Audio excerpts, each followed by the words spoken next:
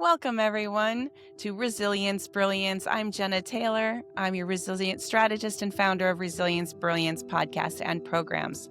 My show was born out of my own story of survival. After a traumatic brain injury, I couldn't walk, talk, or even remember. I had to start from scratch. Within months, I fought my way back, first to independence, then to writing for IBM Watson Health, and eventually rebuilding a six-figure career. My mantra became Reclaim My Life, and it's the heartbeat of everything I do. Resilience Brilliance is for anyone struggling with adversity, burnout, or the weight of life's challenges, especially women and leaders juggling the sandwich generation, caring for both aging parents and adult children. The show delivers inspiring stories, practical tools, and expert insights so you can overcome, rebuild, and reclaim your own life with heart, humility, and humor. And today, I am so thrilled to introduce you to Laleh Talabian. This guest has an incredible journey, defying odds most of her life, embracing these adversities and extremely difficult and often painful obstacles. Laleh rose time and again, becoming stronger, more confident, and more determined to succeed and reach her goals. And now I'm thrilled to introduce you to Laleh Talabian, the nutritional healing doctor for high achievers who want answers, not more prescriptions. Dr. Laleh helps high performers reclaim their health with personalized root cause medicine. Known for using food as medicine with precision, not trends, she designs targeted healing plans based on your labs, your genetics, family history, and lifestyle. Her signature method, the Precision Empowerment Pathway, combines cutting-edge science with compassionate care to help clients stop chasing symptoms and start healing from the inside out. Whether you're facing a serious diagnosis or navigating unresolved chronic symptoms, Dr. Laleh brings clarity, calm, and confidence to your healing journey because you deserve more than a diagnosis. You deserve a roadmap and someone who will walk it with you. And before we get into her services, Dr. Laleh is going to share her deeply personal, powerful, and inspiring story of determination, resilience, and grit.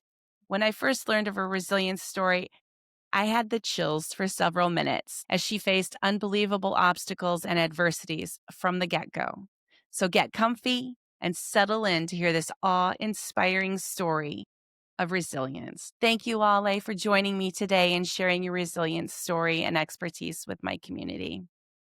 The Thank floor you, is Jenny, yours. for having me. Thank you so much. I am honored to be here and share with everyone my story. I had to learn to survive before I was even born. You see, I was an accident. I was a product of an unplanned, unwanted pregnancy. My mom never really planned the pregnancy, and she never really planned to keep me. So she did everything in her power to abort the pregnancy. When all else failed, she ended up in an abortion clinic with a big belly, and she was stopped by a friend last minute who talked her out of it. On the day I was born, she actually refused to see me, feed me, or hold me for 16 hours or so. How do I know this? Well, she would tell me repeatedly the story as I was growing up. In her words, she would say, "You were too stubborn even before you were born." Now, my dad, on the other hand, was everything. He was the parent. He was selfless. He worked endless hours, 7 days a week, and he would still come home and make time to review our homeworks and make sure everything was right. He was tough, but his love was tough. And he meant everything to me. He was, heaven and earth and everything in between. So you can imagine my world came crashing down when he was diagnosed with advanced stage cancer. And, they gave him about 4% chance of survival after surgery, which would basically take his stomach, gallbladder, spleen, part of the intestine, and the kidney out. He had 4% chance of surviving. He did, because he wanted to spend that last year with me to kind of get me ready for the rest of my life. And I appreciated that year because it was the best year of my life, if you can imagine. I'm going to get emotional here, so bear with me. It never fails to get me emotional, even after so Totally many years. fine. You know what? My tagline is be real, be resilient, Oh, reclaim your life. sure. We have to be real. There's no sugarcoating. No sugarcoating. You got it. So my dad died on my 15th birthday, but he waited until midnight, literally until my birthday was over. He was 49. And so that is the day my obsession, if you will, began, and my mission to find a cure for cancer. Now, I was left with the only parent who never wanted me. I was born in Iran, and it was a time where there was an Iran-Iraq war going on. We had missiles being dumped on us without any warning at all. And you could imagine sitting there doing your homework or watching TV, and all of a sudden this is what would happen. Boom! And you never knew where that moment was going to be because that 2-second whistle was all the warning you had. And being in a place where obviously there was Islamic revolution, so there was no rights for women after that happened. Our whole culture was completely turned upside down after that. And we didn't even know how to deal with the changes that happened so fast. Going from a place where I would walk around with my dad on a beach of Caspian Sea with bathing suits. I have a picture of that. Going to then trying to figure out how to put a scarf on as a 10-year-old, 11-year-old, you didn't even know what to do with it. So there was no chance of me getting into any kind of university or further education. On top of that, our family was kind of black marked by the Islamic government because we had things that basically didn't agree with their standards. I had an uncle, a dear uncle of mine, who served as in the military in the former regime. And so he was actually arrested in our home and taken to jail. And 6 months he was there, and it was basically proven that he was innocent. And my two cousins, who were about very similar age to us, 3 and 5 years older than me, we all were in the same house at the time because they were hiding in our house. And the day that he was supposed to be released, my dad went to pick him up, and they handed him the clothes, bloody clothes with the bullet holes. He was executed. And so that was our life. So this was before, obviously, I lost my dad. So this is sort of give you a backstory of what things were like. And so fast forward to I'm 15 and my dad just died, and I'm stuck with my mom, who basically wanted her own life, and she never wanted me anyway. So I spent about 2 years kind of spending a lot of time in my best friend's house with her and my cousin. And then it was three of us, three girls, and we kept changing houses and just going to each other's houses. But the best times were when I was either spending at my cousin's house or my best friend's house because I wasn't home. Finally, by about age 17, I managed to escape the country and landed in Belgium as a political refugee. And well, I pursued to get an education to go to college and go to university and become a scientist to find a cure for cancer. Well, in Belgium, if you don't know much about Belgium, it's a very tiny country. There's 3 official languages. So I landed in a place where they spoke Flemish or Dutch, and there's French, and there is something in between. And so I did not know a word about the language at all. And so I was beginning to study in language that I had to translate from that to English, and then I had to translate from English to Farsi, which was my language. So you can imagine a page of chemistry would take me like 7 hours to study. Anyway, so I tried, and I was there for exactly 4 years, and it was very difficult to get into a university. So long story short, I applied for a visa to come to the United States, where my 2 older sisters lived at the time, and my older sister was getting married. So I used, I mean, it wasn't using, it was really telling that I'm going to go to my sister's wedding. And it was one of my luckiest days in my life when that gentleman in the American embassy handed me an entrance visa. I can't tell you how excited I was but I had to hide my excitement because I was afraid they were going to take it away from me. And I had escaped my mom and the war and the country that really didn't serve me and a culture that was no longer familiar. Spent 4 years as a political refugee in Belgium, and then I landed in the United States in December 28th of 1991.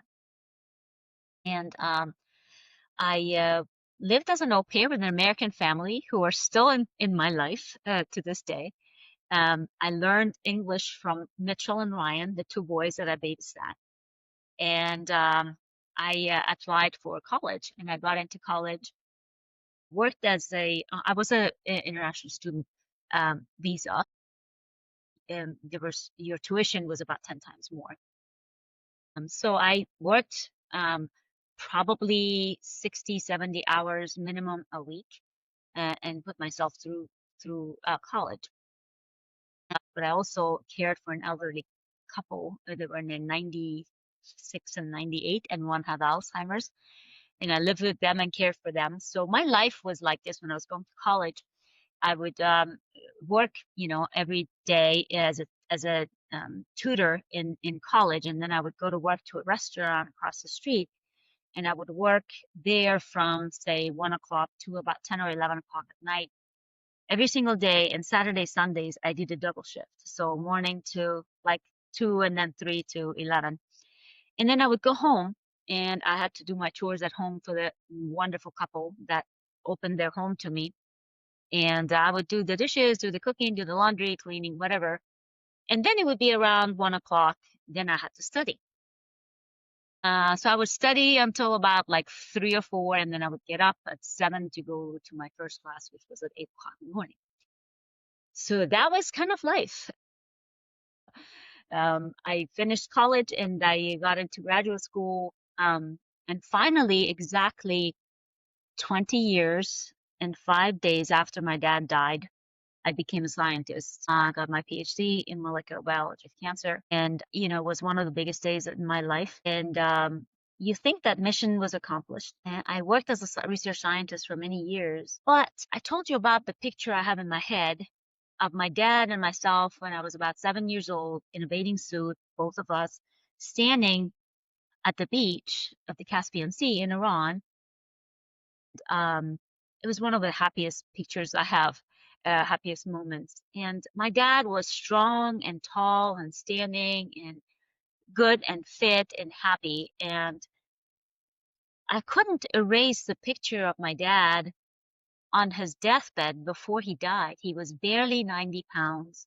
He was deteriorated, the effects of chemotherapy and radiation. And no one should see that. And I couldn't get that image out of my head. And working in cancer research in clinical trials, I couldn't help but noticing that this is what happens to people. And then more and more I realized that most cancer patients die not of their cancer, but of the toxic therapies and organ failure, like my dad did. And I couldn't live with myself doing that, even though I went to school and worked really hard to do that. So I started shifting gears and thinking there must be a better way. And nobody should see their loved ones like that. And really, if you have known anyone who has gone through a lot of chemotherapy and treatments for cancer towards the end of their life, you always know that it's just painful to watch someone like that. And no one should see that or have to watch their loved ones go through that. And so I started trying to figure out a way to implement ways to prevent disease, cancer in general. If we can prevent people from getting cancer, we don't have to do those drastic treatments. I kept hitting the wall because there is no money in keeping people healthy. There is money in drug therapy, and I didn't want to be a drug dealer. So I tried, and finally, after hitting the wall so many times, there was a statement that really gave me a huge wake-up call, and that put me on a completely different mission. And that was my boss, who was the director of the cancer center where I worked as an academic institution, said to me after a session I had with the cancer survivorship group, I was teaching them how to cook a meal for people who couldn't swallow and nose and throat cancer. We made meals, we made soups that they could eat or put through their feeding tube even. And he came to my office and said, your job is not to teach cancer patients how to cook or eat. Your job is to fill clinical trials and fill the beds. And that is the day I realized I need to get out of here. That wasn't in So alignment with your purpose at all. no, it wasn't. I was at odds all the time. And so I tried to move in different departments to kind of make an impact in different way, from cancer prevention education to public health. It all kind of was the same. So, and I had already started doing what I love to do part-time, developing a system to actually really using cancer target, markers and disease markers. When we used the disease markers, we target them with drug therapy. So based on a genetics of a cancer, for example, there is a drug that targets that. So I started developing this system instead of targeting that with a pharmaceutical drug, which is toxic, targeting the disease markers with food prescriptions. And we have to eat anyway, right? So food has no side effects. Hey, why not? So I started sort of developing this novel system, which I created with my background. I have a background in genetics and food biochemistry. And then I got my PhD in molecular biology and immunology of cancer.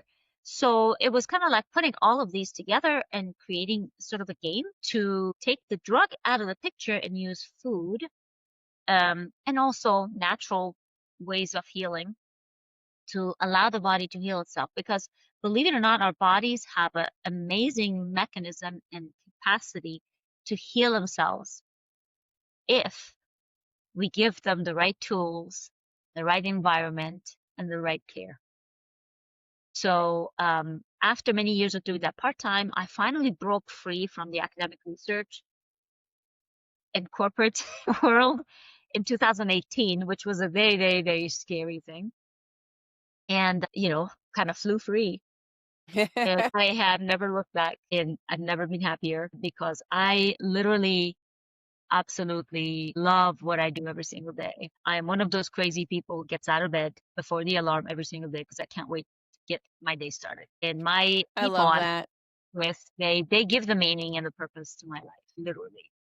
And so life is good. All of the things that have happened, and I just told you like a literally snapshot of it, not even everything. But feel free to ask me anything you want me to elaborate. I'm an open book. But I always feel like no matter what life throws at us, and no matter what happens, I'm a firm believer that everything happens for a good reason.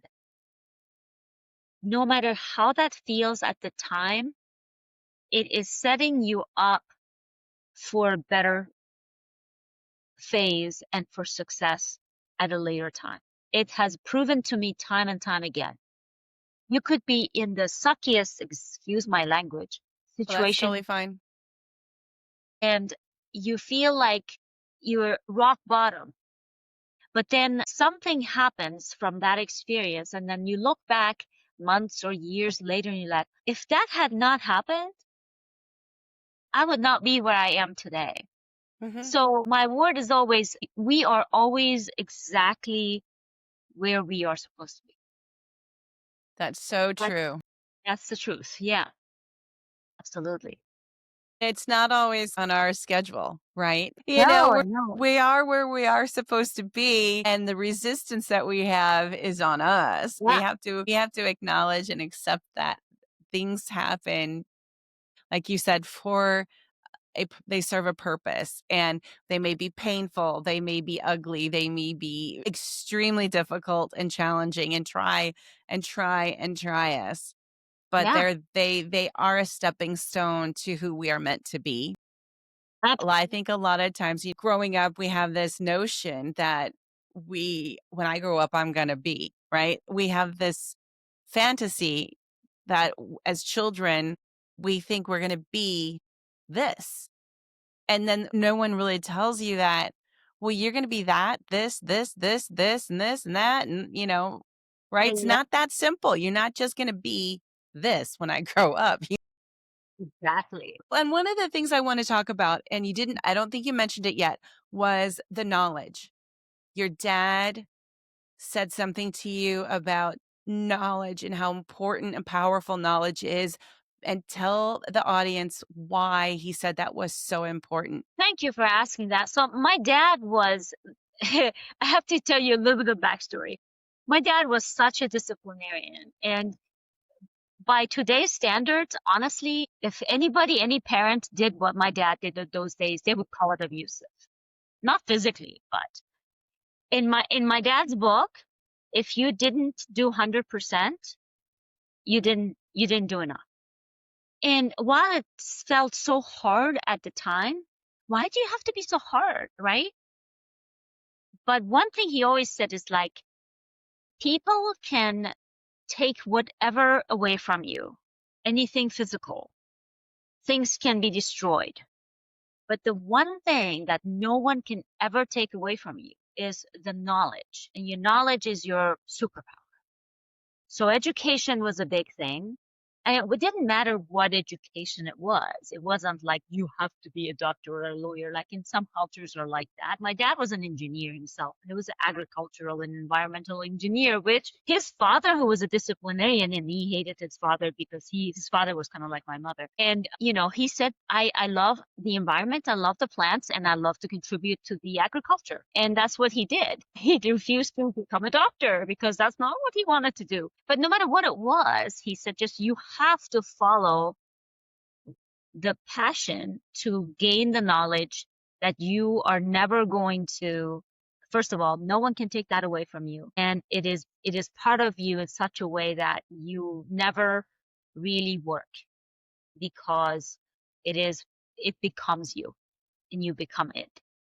And that was so important because it's true, no matter who you are, where you land, where you came from. I can tell you from a culture that got completely turned around in a matter of months. And a lot of things were taken away from us. Going to school for further education was extremely difficult for a woman. And all of that, but then there was just one focal point that you just focus on that. And no matter what, you focus on that and that's going to move you forward. And no one can take that away from you. And that was, while at times, I felt like my dad is like the toughest dad of everyone else, but that is what made me who I am today. And I will look back and I'm grateful for every piece of discipline and everything that he really made me be or do, because it's right. Once you can't, you can, no one can take that away from you. No Right. one can. That's such a skill too, that you thought it was so mean, right? Him telling you if you don't give your 100%, what a life skill that is. Yeah. Because if we as adults don't give 100%, that's not going to cut it. We're not going to be successful. We're not going to be Sure. happy. We're not going to be healthy. It's just if we only, most people use the word half-ass it, that's Yeah. not going to cut the cake. It's just not going to do it. So I think that's such an important life skill. And yes, as a child, it may feel, like it's overpowering or overbearing or It's so hard. impossible. It's so tough, but because other parents probably wouldn't do that, you kind of like, but really it's become such a part of me. Like you just said, the 100%, I can't imagine not giving every day or everything 100%. Hmm. And it's not perfect. There is no perfect. And as I said in my book, there's no perfect because there's always room for better. But every day is your 100%. And today's 100% is tomorrow's 80%, Right. right? So you just keep getting better.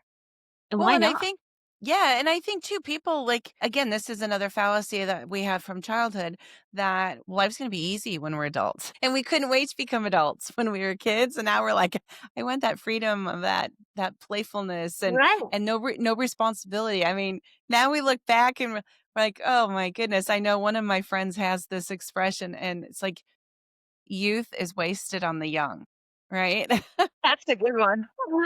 Yes. Yeah. Well, one of the things that you talked about and you haven't mentioned yet is talk about the truth that no one says, the path to long-lasting health. Share your studies and thoughts and professional opinions on that. So, um, I I always say that I am um, an oddball, an outlaw in so many ways. There's, I would share with you three guiding principles. This, because I'm a health nut, apply it to health a lot, but really think about it, it applies to every aspect of your life. And one of the number one things I say is there's no magic pills. There are no magic pills. And I always say to my clients, and if somebody promises you a magic pill, they're lying. Nobody has it. I don't have it. No one else does. If you want anything with your heart and soul, if you want anything badly, you are the magic that makes that happen. And the only one who can stop you is you, literally. And if you must take action. No one can save you. No one can do it for you. And my biggest advice, and this applies to any aspect of life really, but your healthy, strong body and mind will dictate everything in your life. Because if your body and mind is not healthy, doesn't matter how much money you have, doesn't matter what do you do for work, doesn't matter how many people you love. It does not matter. So the number one thing is your priority is your health. And there are no magic pills to be healthy. It is you. So sorry to break it to you, there are no magic pills. That's number one. Spoiler alert. When you take care of your health first, climbing any mountain, any challenge in your life becomes so much easier. And you know, when you sit on a plane and they tell you if cabin pressure changes, put your mask on first and help others. Well, why did they say that? Well, if you pass out, you can't help others, right? So it totally applies to life. If you're not healthy, who you love, your children, your spouse, or whoever, if you're not healthy and well, if you're not here tomorrow, it doesn't matter how much you love them. So you have to be selfish before you can be selfless. And this is for all women, because in different stages of our lives, we are told or instinctively, we're like all about others. We put us on the back burner. And there's a time in your life that comes that you're like, what, right? Whoa, Right. where did the years go? And everybody's gone, and now I'm here, and So that is my number one thing. Number two is, I kind of just said it, there's no perfect, because there's always room for better. So I just said everything you do in life, anything you do 100%, because 100% is not perfect. It is just your best, your 100% at each time, each day. But you can get better. And let's face it, good enough is not good enough. Don't settle for mediocrity when excellent is an option, right? And if you constantly aim higher and better, the sky is the limit. Literally, the sky is the limit. But you also have to know and believe in your heart that there's no shortcuts to success. And you are the only person who can give it 100%, whether anybody's watching or nobody's watching. I love that. Integrity to me is such an important character. Exactly. And it was something that my dad really, both my parents really instilled. Like, you could have no money, you can have no status, but you can always have your integrity.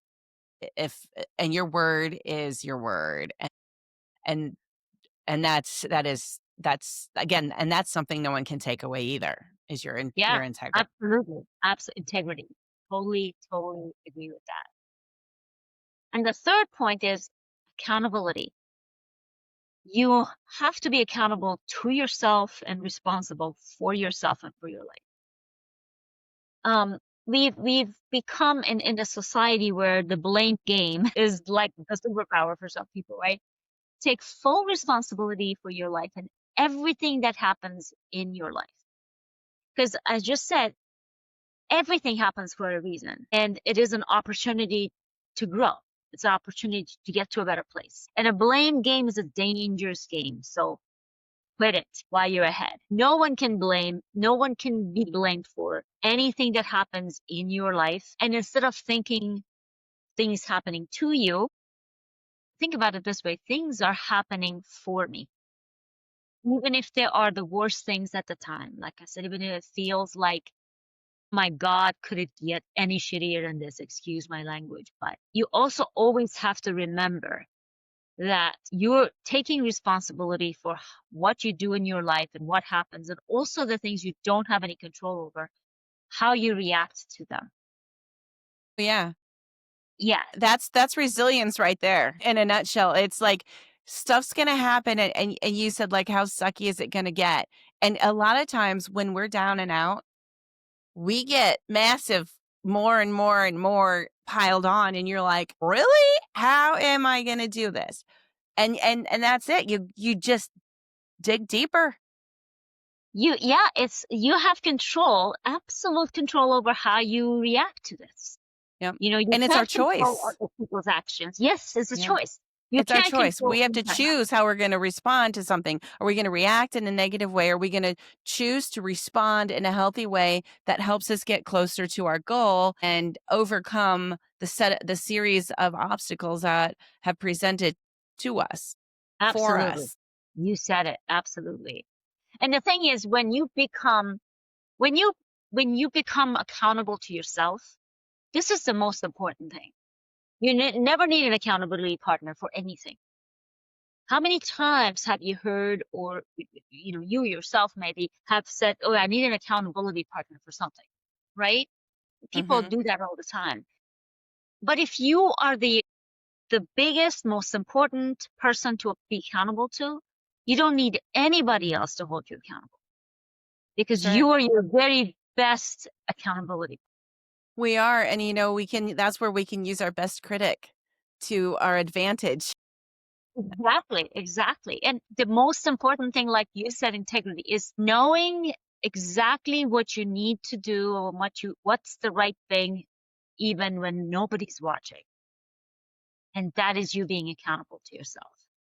And when you are accountable to yourself, and when you know that you have control, a lot of things in life become easier, including reacting to things that happen that you have no control over.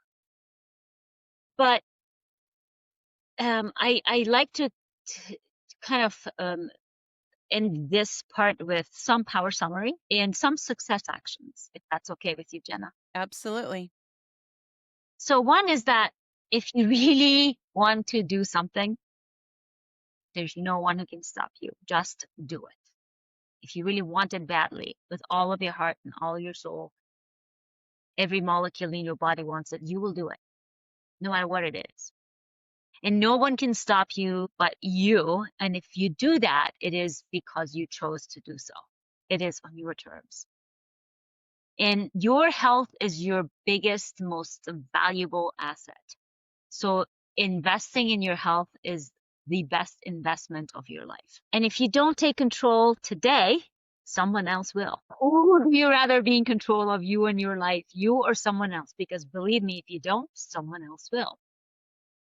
And this is a quote I steal from Arnold Schwarzenegger, which I admire. By the way, I'm a bodybuilder as a sidekick. So he says, empty your mind of I can't. And I add to that, fill your mind with I will.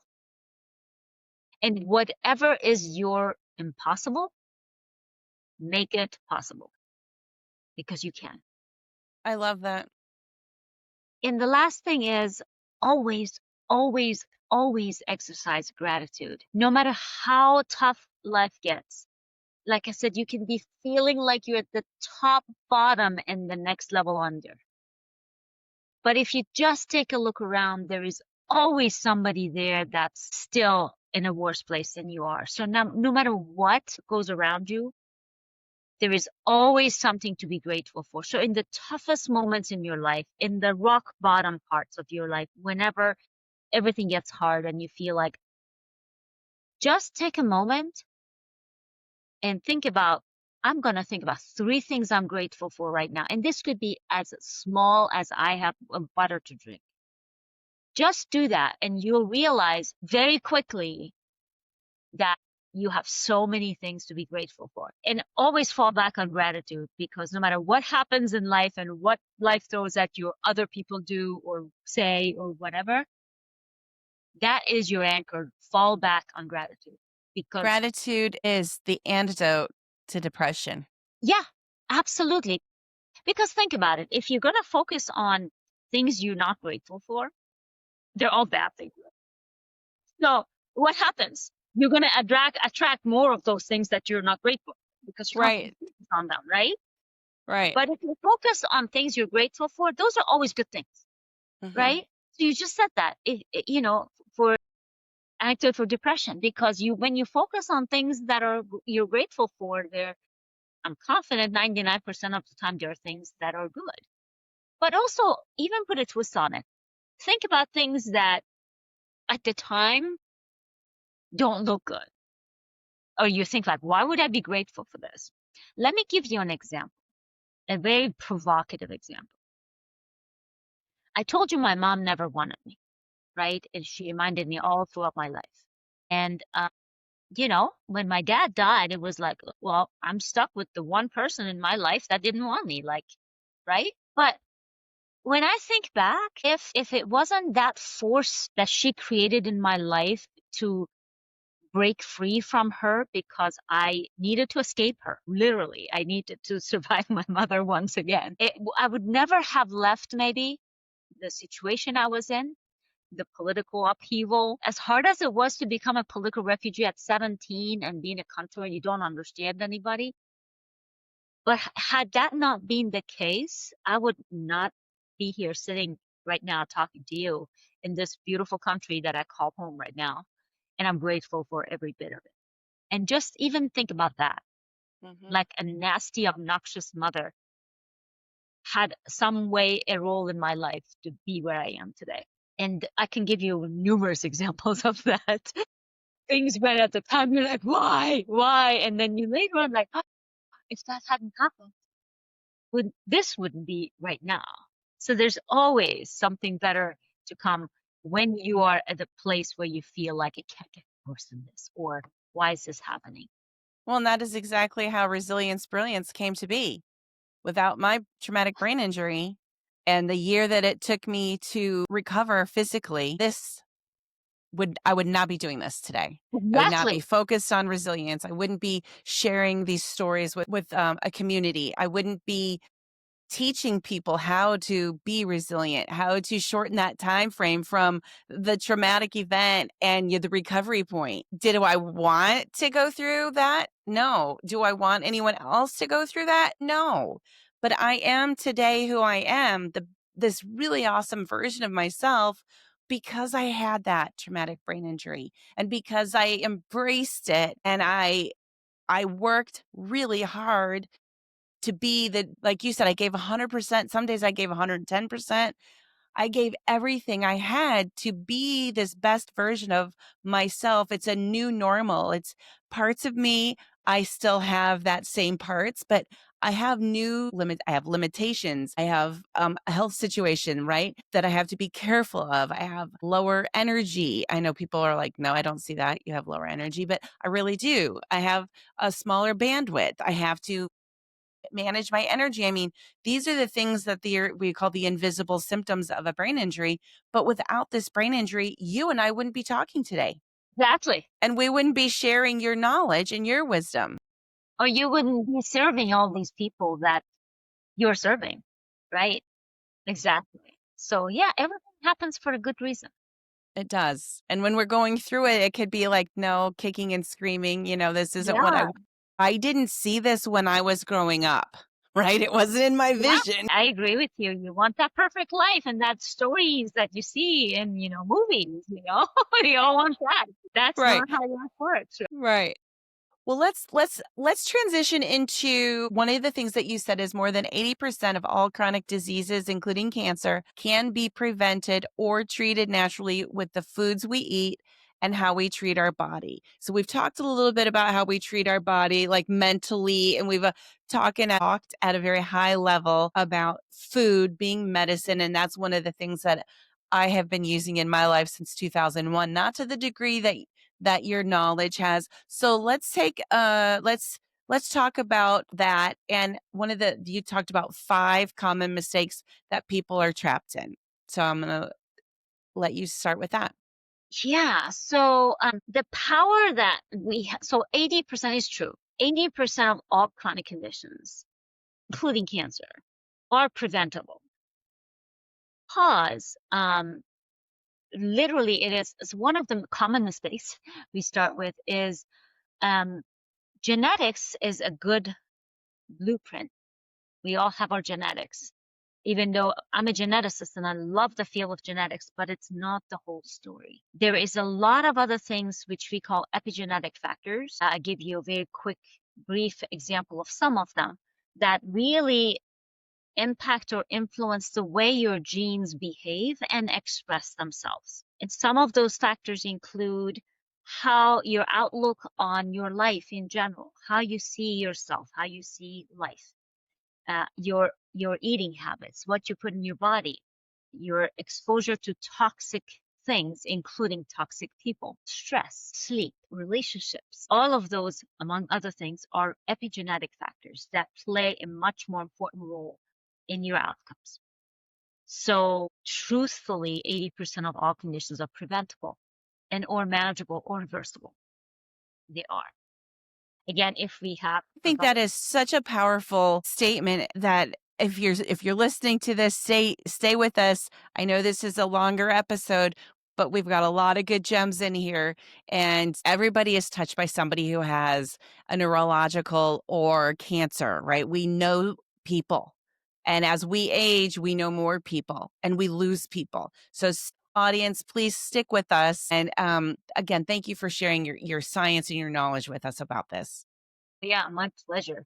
The number 2 mistake people make is that, you are a statistic. We use statistics to draw conclusions of our studies in general. It gives us information. But when it comes to each and every individual, when it comes to your health, guess what? There's only one of you. There will only ever be one of you. And there has never been another one of you, right? So you should not and cannot be treated as a statistic. And that is the problem that we have in our healthcare system, which I call a sick care system, because we're kind of bunched together as a statistic. But when it comes to each one of us, we should not be treated as such. So you are unique and you should be treated as unique as you are. And another thing is lack of autonomy. People oftentimes feel like if they have a condition and if they have a diagnosis, God forbid, and their doctor says this, right? Decline is inevitable and you don't have any control and you don't have many choices, or you are afraid of questioning the authority, right? So you kind of like do what they say. But that is absolutely not true. You need to claim your autonomy, especially when it comes to making decisions in a situation where your health is involved, especially when it's a serious chronic condition or any condition. You need to hold on to that autonomy. Your doctor is an expert in what they do. But guess what? You are the only person who has been with you all of your life. And you are your very own body's best expert. So make sure that you make the decisions, if you have to make decisions regarding your health, that decision is informed and feels right.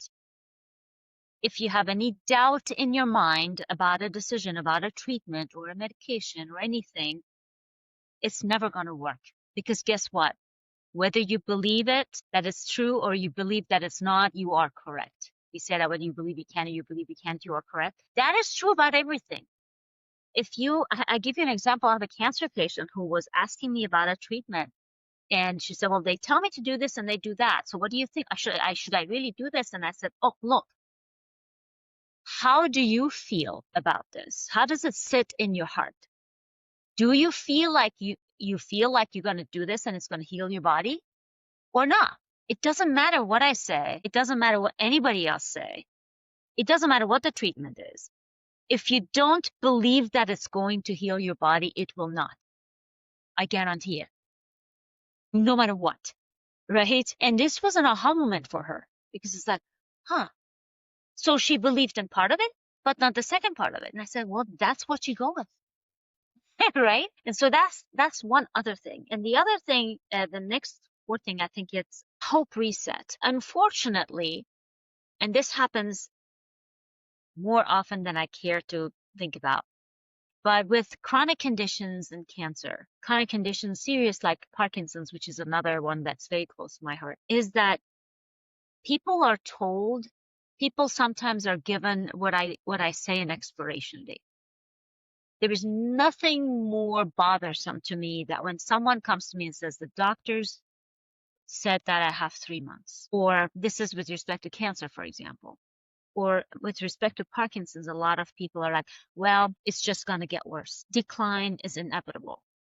You're going to lose this. You're going to do that. And that is basically taking the hope away from people.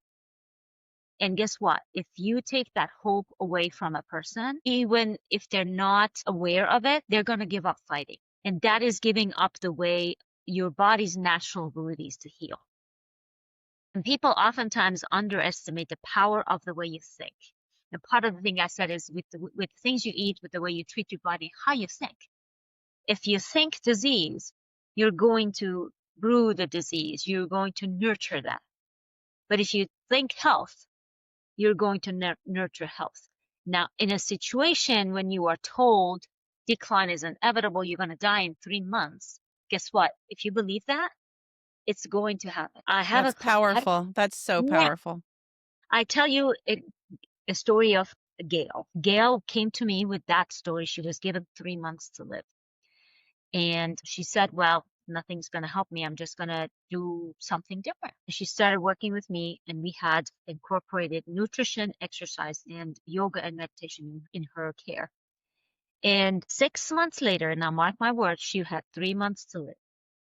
6 months later, she had all of her scans and all of her tests were negative, to a point that the oncologist, who, by the way, I knew because I worked with this oncologist when I was on the other side, wrote to her in an email, and I quote, unfortunately, there is no cancer in your body, so you do not qualify for a phase 1 clinical trial, end quote. Wait a minute. I mean, wouldn't she be like, unfortunately, congratulations, you're cancer free?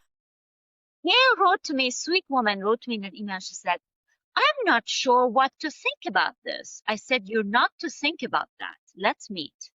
So we met together, and I said, first of all, I apologize on behalf of that oncologist. What she was thinking was, I'm having a clinical trial, and I need to put people on a clinical trial. And for them to be eligible to be on a clinical trial, they have to have cancer in their body. Well, she didn't have cancer in her body, and therefore, unfortunately, she didn't qualify for the clinical. But she wasn't thinking about this person, this beautiful woman, that, hey, you were supposed to be dead according to me 3 months ago. What are you doing here? Right. Congratulations. But her reaction was that. And then Gail went on to ask, so how do you explain that I was not supposed to be here today, and I've lived 3 months longer than I was supposed to, and I have done nothing but change my food and lifestyle? And the oncologist said, it has nothing to do with it. I don't have any explanation why you are here, but it has nothing to do with it. 8 years went by. Every single year at her checkup, she asked the same question. And they said, it has nothing to do with your lifestyle. We don't know why you're living. It has nothing to do with it. Well, that's crazy. She lived 8 years after that 3-month expiration date. And that is one of the worst things that I hear when people come and say, oh, they gave me this much. Because no one in this world knows, and no one has the right to tell anybody how much time they have. I don't care who they are. And that's taking the hope away. And when that is taken away, consciously or subconsciously, people end up giving up fighting. And that's one of the most powerful things one can have, is the power of your thinking and your beliefs. Well, there's just so much power in our thoughts, and if that fuels our determination and our grit and allows us to absorb more of the difficult things and tackle them. Exactly. And your body, every cell in your body gets reprogrammed and rewired. Believe me, it does. It's called the power of neuroplasticity. I love neuroplasticity. I know all about neuroplasticity. Yep. And we can harness the power of neuroplasticity in just about anything in life, but really with your health, it's a powerful tool. It Really. really is. Yep. Yep. I know you have another story. Do you want to talk about your quantum success story with Jamie? Jamie, that is the hope reset. So Jamie was diagnosed with breast cancer first time when she was 28. And then when she was 33, the cancer came back. Mind you, she had breast cancer in her family. Her mother had breast cancer at the time when she came to me. She was introduced to me. So Jamie is, I keep saying was, we've been working together for so long, but she is, I would say, an example of resilience. But, underneath all of that toughness and the resilience we all have, there is that layer of vulnerability sometimes. We all have it. We know where that is, right? So she was doing everything. She was so determined at the time when she started, but there was this part of her at the time that her mother was in hospice. She had breast cancer, and she was caring for her mother with breast cancer while she was undergoing treatment for her own metastatic breast cancer. Now picture that. No, Just it's think about it. painful. So how do you help but worry, right? So basically that was one of the things that came out. One of the parts of my work is really working with hope reset mindset. And she said to me, I can't help but be afraid because I'm watching her literally in front of me. Should I do this clinical trial or not? So it was that fear of, if I do, I'm doomed. If I don't, I'm doomed. Basically what I did for her, I wrote for her a manifesto, which basically I told her to make it her own. And she wrote to me this in tears, and she goes, I am crying. You literally saved my life, which I did not. But it literally shifted her mindset from understanding that her mother is a person and she is a different person. And just because that's happening, it is not her destiny. And she really had to turn that around and work on her belief system, even though it was hard every minute of every day because she was caring for her. And she literally had to harness that every single day to remind herself that my mother is my mother. She has made her own choices. She's all of that, even though it's genetic, our epigenetics are different. And she literally switched her mindset in such a way that, she said, I'm just going to live my life. She went on traveling. Even people said, you can't stop the treatment and go travel. I want to travel with my husband, so I'm going to stop the treatment. I don't care what you say. She would go take a 6 weeks break and go camping in a completely isolated place with no access to cell phone or any emergency thing or anything at all, completely off the grid. And she would come back and she'd be like rejuvenated. And the doctors would be like, but you have metastatic breast cancer, you run your family. And, she just said, I'm going to. And this is a quote from another client of mine, dear friend of mine, that I'm going to live my life and not my cancer. Say that again, please. I'm going to live my life and not my cancer. Love it. Love that. You can say that about anything. I say that to my Parkinson's clients. I say, live your life and not your Parkinson's. Live your life and not your disease, because you are not defined by your symptoms or your condition. It is just something, a phase of your life. Think about it of a chapter of a book, right? Is that chapter, is the story that chapter is telling. It is not the whole book, right? It's Right. That's how you have to think about it. And Oh, that's a Jane's great way words to always frame it. put tears in my eyes, because one of the things that she said to me at the very baseline of her work with me was, I asked the question of, what is your 4-week, 6-week, 12-week long-term goals in your life? And she had, short-term goals which she had listed, but when it was a lifetime goal was to live to be 40. And that crushed me, Yeah. literally crushed me. To this day, still makes me cry. I was like, oh my God, like, can I give her 10 years of my life? Like, you just think about that. Just a person so beautiful and young who just wishes that she could make it to 40. And that was where she was when she started. And then later on, she's like, I'm going to live my life. And she is. She's living her life. Well, that's fantastic. I love that. So let's talk a little bit, changing gears a little bit because we're now past the 1 hour mark, so we're going to have to wrap this up soon. But before we do, let's talk at a very high level how, like, when somebody wants to work with you, how do you go about working with them and determining which foods, what their food recipe, menu, prescription, as you will, how do you come up with that for each individual person? Because you do say that you guarantee that no two food menus or food prescriptions are identical. So expand on that, will you please? Absolutely. Great question. So it comes down to every individual being unique. And when we are in the presence of active disease, if you will, and when your body is trying to solve an issue, a problem, think about it this way. If you have a car problem and your engine light goes off, right, it's trying to give you a signal. Our conventional medicine will say, put a duct tape on it, right? So you don't see the light and hope that it will go away, right? Ignore it. That's kind of the Yeah, medicine put your head in the sand. masking the symptom, right? Masking it, and it will not go away. But the number one thing we need to do to understand what's the cause of the problem, right? What started the issue that your body is giving you a signal, an engine light, if you will, because your body's telling you something. If it is something's going wrong, if there's pain, if there's discomfort, your body's way of telling you, hey, something is not right here. Now you can mask it, like put a duct tape on it, or you can actually remove the problem. So number one thing is finding the root cause of the problem. And once we know that what the problem is, and eliminate the cause of the problem, then we allow the body to use its own mechanisms to heal, and we don't ever have to think about that problem again. Right? So that is number one thing. Finding the root cause of the problem, which I love to do because I'm a scientist and a problem solver and I like to put the pieces of the puzzle together. We talked about puzzles earlier. I said I love puzzles.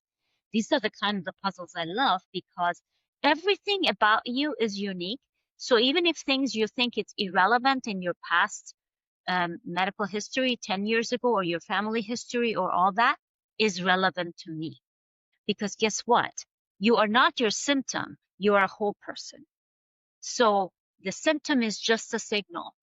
But once we dig deep and find the root causes, there's all these pieces of the puzzle that come together that then helps me draw a map, if you will, to where to go. And as I mentioned earlier, there are markers, biomarkers, if you will, for all conditions and all diseases. Consider cancer as an example. So Jamie had breast cancer. Her breast cancer had specific markers, very unique to her, along with other markers, biological markers that are unique to Jamie, right? In her body, in her biology, in everything, in every cell of her body. Now we use those specific cancer markers instead of traditional medicine or oncology to use a drug to target that. Now I use specific food prescriptions that will target those markers. And there's a lot of research and genetic background goes into that. But simply put, is instead of drug therapy targeted towards the disease marker or biological markers, we use the food. And basically, we all know food is our medicine. Our body recognizes food, natural food, as natural. It utilizes it a lot better than a pharmaceutical synthetic drug that doesn't recognize as normal, right? As natural. Right. That Right. is the key to that. So it's not only the condition and the biomarkers of the disease that people are dealing with, but also the unique attributes of each individual at a biological, cellular, and genetic level. How do I determine that? There's all kinds of labs that most people have when they come to me. That's baseline. There's so much there that I could look at, and even things you think is irrelevant, they are relevant to me. I look at everything. And then I look at pieces that are missing, and I will say, okay, so we need these tested or checked out, and we can take a look at those. And you also do a questionnaire for me, which also asks a lot of questions using also a classical genetics method, as well as other things that make you unique, your habits, your likes and dislikes. All of that is things that come into play.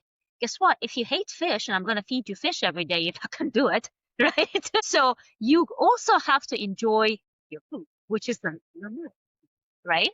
Yeah. So The all of that compliance comes that into goes play. up. Exactly. And people oftentimes ask me these questions at the beginning. So great question. Are you going to make me stop drinking coffee? Or do I have to eat so and so? And I'm like, no, none of, but also really trying to figure out what makes you successful. But also, first thing is also to figure out what things compromise your immune system and your natural healing capacity of your body. So we need to remove those things because those are part of the problem, right? And then we replace them with things that actually strengthen your immune system and promotes the healing process in your body. And when the foods are right for you, made for you, your body just knows what to do. One of my clients yesterday in a workshop said he has Parkinson's. He said, I've lost 14 pounds and I really haven't even tried to lose weight, but well, he needed to lose a little bit, but it's helped with his gait and his balance, which is one of the challenges with Parkinson's. Because I never thought about that, but I haven't even tried. I said, well, because you're eating the right food for you and it's taking your body to its happy place. You needed to lose 14 pounds, maybe a little bit more, but that's where your body wants to go. Because well, guess what? You're carrying this extra weight and it doesn't want to do it. It's hard. Right. Right. So your body goes there naturally. And once it's in a happy place, it stays there. Right. So it's kind of simplifying the process, but that's basically the gist of it without getting more into detail and take more of your time. But basically, every individual is unique. So no two plans are the same. Somebody asked me a couple of days ago, do you have a keto plan for all of your Parkinson's clients? And I said, currently I have 7 active Parkinson's clients. Not even 2 of them are remotely similar. And they all have Parkinson's because they're different. Right. Parkinson's is just a symptom, right? The rest of the person is different, right? So each person and their condition is a jigsaw puzzle. We were talking about puzzles before we went on air, but it Exactly. is. And I didn't even think about it until you just said that. You've got, the disease is the same, but every person's response to it and how to treat it is completely different. And until you and I met, I didn't even know what epigenetics were. And I remember getting Yeah. epigenetics 101 because, that's an unusual word. And if you're not a scientist and you don't study science, and you're not reading science, or you're not typically, you're not affected by a condition where you need to learn it, you're it could be a very new thing. And that's, again, neuroplasticity, just learning new things keeps us healthier. Those epigenetics are so different for all of us. And I never really thought about how, one person, I don't know if it was you, we were talking about this with, where a set of twins, was that you and I? Where a set of twins had the same they were identical twins. They had the same biological markers, but they had different epigenetics and they had different results based on, and that's all I can remember. I don't know what the condition was or what they were facing, but I do remember that stood out Very for me. true. It's very true. And I oftentimes say, like, even 2 women, almost very similar demographically, with breast cancer, as an example, what protocol I use for one is completely different from the other. Mm-hmm. While in a traditional, usual way, they're like, well, you have breast cancer, you have to do these things. But no. One thing I might recommend for one woman, which I would say to the other, completely avoid, because the epigenetic factors. Absolutely. And genetics in epigenetics, but they all come to play like a jigsaw puzzle, like you said, and that's what I love to do. It's just putting all the pieces together and make a whole picture, and really creating a roadmap for a person, not short term, because you want to be healthy in pain-free and disease-free for the rest of your life. So if that's what you want, you are going to have to change things. If you want change, you have to change. Exactly. You can't have change without changing. Without changing. So it requires change, but change could be really good. And it has to be a lifelong goal for you to want to, really want to change your own life, because no one can do that but you. I always say, I am a GPS, you are the driver. You can get us lost 100 times. I'll eventually get you there, but guess what? It takes us a lot longer. But you are in the driver's seat. So imagine taking that control and driving to your destination. That's exactly what we do. That's beautiful. And you have a free resource. It is at www.dynamicnaturaladvantage.com/healthy-plate. That is dynamicnaturaladvantage.com/healthy-plate. And tell us a little bit about that, will you, Laleh, please? What is that free Yeah, resource? that's a one-pager guide, which basically, if you changed nothing and just follow the basic guidelines on that, which makes your healthy plate, it's a healthy plate, you will drastically feel improvements in your health, regardless of where you are. I guarantee it. Just download it. It's one pager, it's a plate, and it has simple guidelines at the bottom. And just implement those. I just ask you to challenge yourself for 2 weeks. And I want to know. Report it to me. I'm curious. I'm a nerd. I want to know.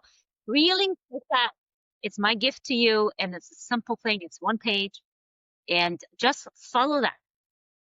And the other option people have, if they want to have a conversation with you, they can actually book a consult with you. Why don't you go ahead and describe the process for that and give the URL for them as well? So it will be in the show notes. Yes. An initial consult is a 1 hour, 60-minute consultation with a pre-consult questionnaire. So I want this hour to be an hour where I can understand and get to know you better, and what challenges you're facing, and what goals you have, what you're hoping to resolve. And that helps me give you some tangible action steps to take away, even if you didn't really feel like you wanted to work with me at this time. And if you wanted to then pursue with your own customized healthy plate, then we will refund that. I believe Jena, I wrote a promo code for a discount. So if you go to dynamic-offers/DY99VWLA/checkout. And we can maybe share this link with people. It takes you right to the consult page. And I ask you to put a promo code consult50, consult50, and that takes 50% off. And that's my gift to you, my offer to you. If you want to have a conversation, I highly recommend it. I honestly don't start anybody on a plan without having a consultation, because I firmly believe that it has to be a perfect match. And I may not be the right person for you. You may not be the right person for me. So we need to really both feel 100% good about it before we start working together. So the consult is, a way of really getting to know each other and understanding that this is the right path for you or for me. Wonderful. Wonderful. Thank you for that offer. And what about any last parting words? I know there were some questions. We didn't have time to answer for me to ask all the questions. So if you want to take one of the questions that I didn't ask and turn that into a last parting statement, the floor is yours. So I always say, and this is a part of my story, and I want you to take this to heart. And I say, I refuse to apologize for living my life on my terms. And that is the truth, because I have been criticized and belittled and made fun of for the choices I make for my health. I don't give a damn. It's my life, and you should be the same way. But one of the ways that I am different from everybody else is that your overall well-being is my number one priority. And I will not sugarcoat anything. If you fail, I fail, and I don't like to fail. So I be honest with you. I give you tough love. I'll never sugarcoat anything. And I will call you on it if you don't do what's best for you. Because your health is my number one priority. So that is the biggest way I'm different from everyone else. And I don't believe in an 80-20 rule. And what is that? Remember, we talked about 100%. Not one of those people who tells you 80% of the time you could be good, you can cheat 20%. I never want you to cheat on yourself. Why would you do that? Right? Why would you do 80% when you are capable of doing 100? Because I believe in you and I know you can do 100%. So if you're looking for an 80-20 coach, I'm not your person because I want you to give it 100% because you deserve 100%. That's fantastic. That just circles back with what we were talking about at the very beginning. Yeah, that's beautiful. I love the work that you do. I love the personal story of overcoming heartache and tragedy, a narcissistic parent, the loss of your father. We didn't go into the relationship that you had to flee. Yes. Lot of fleeing for survival, and look at you leading such a beautiful life and sharing your science and your talents and your passion with so many people to help us all live better lives, higher quality lives, and not accept what a diagnosis may traditionally mean. And I think that's so powerful and so wonderful. I am grateful that you shared your time and your talents with us today. And thank you again from the bottom of my Oh, heart. I appreciate you so much. And I know we went a long time, but You know what? We're not my show is my show, and we're gonna end it when it seems right. I don't have rules. I don't have any I love that confined about you. I just wanted, restrictions. yeah, yeah, I love Because if we're providing meaningful content and people want to listen to it, I'm not going to stop and say, "Oh, sorry, we have to cut you off because time, tick tock, tick tock." No. So it's all where the beautiful. conversation goes. Yeah, absolutely. I love that about it. I love that about it. Thank you. Perfect, perfect. And for all of you out there, remember every month I offer a free live training on resilience. It's held once a month, and you can register at pages.resiliencebrilliance.co/webinar. Again, that's pages.resiliencebrilliance.co/webinar. It's an intimate, direct meeting with me. You can ask me any question. I will give you the real, honest truth. I don't hold back. I also don't sugarcoat. I'm a tough lover as well.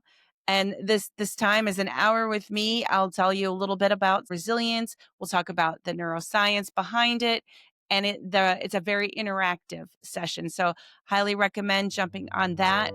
And this it's once a month and it's free, and you get to ask me anything you want. And then the last thing I just want to remember, everyone, we have a choice every day how we're going to live our lives. So go out there and make the most of your day and be real, be resilient. Until next time, reclaim your life. Ciao. Thank you.